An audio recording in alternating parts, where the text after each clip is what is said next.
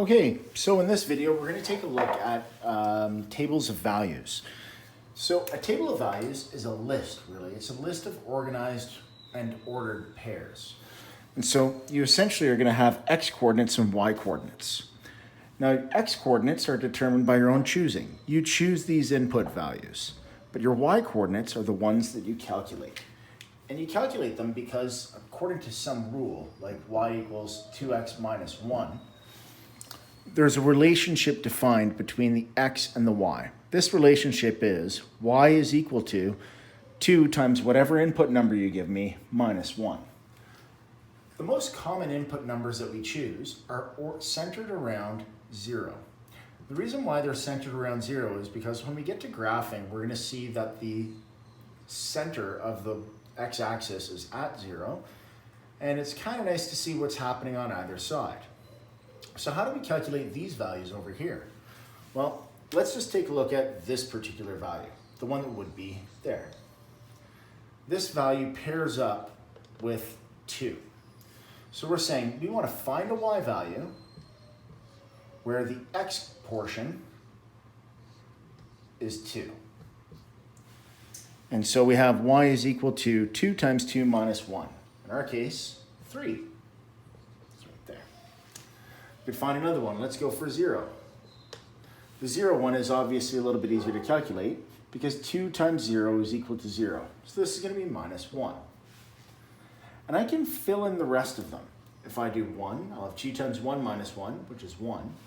And you can probably notice a pattern. It'll probably be easier to see the pattern if I go ahead and erase some of these extra marks. So we have 3, 1, negative 1. Notice each of these values seem to be going up by 2 as we go from 1 to the next. So as we go backward, we go down by 2.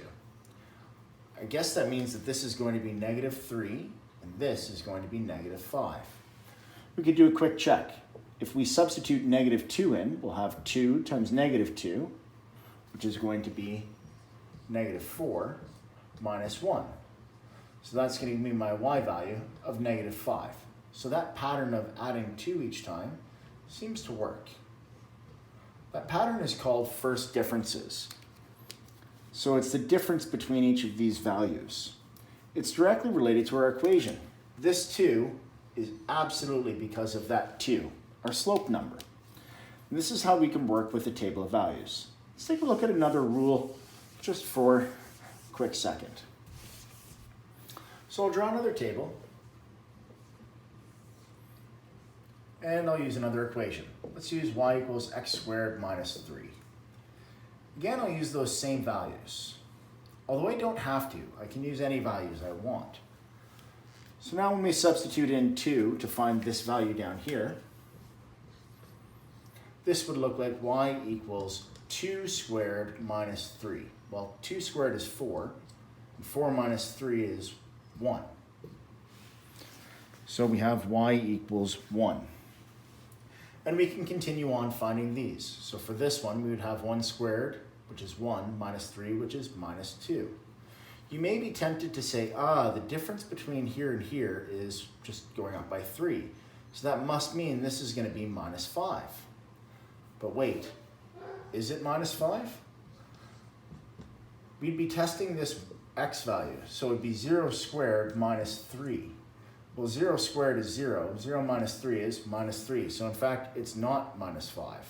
That would be incorrect. It's actually minus 3, which means my pattern changes. It goes from adding 1 to adding 3. In fact, if I continue on with this, I would see that these coordinates here would also be minus 2, and this one would be 1. So in fact, the pattern here is different entirely. This is minus 1, and this is minus 3. So although there is something else happening here with this pattern, it's not as consistent and it's not the same as the linear example that we looked at. Yes, I just used the L word. We said the other one was linear because it was plus 2 each time. This one is non-linear because the amount that it's going up or down by changes each turn.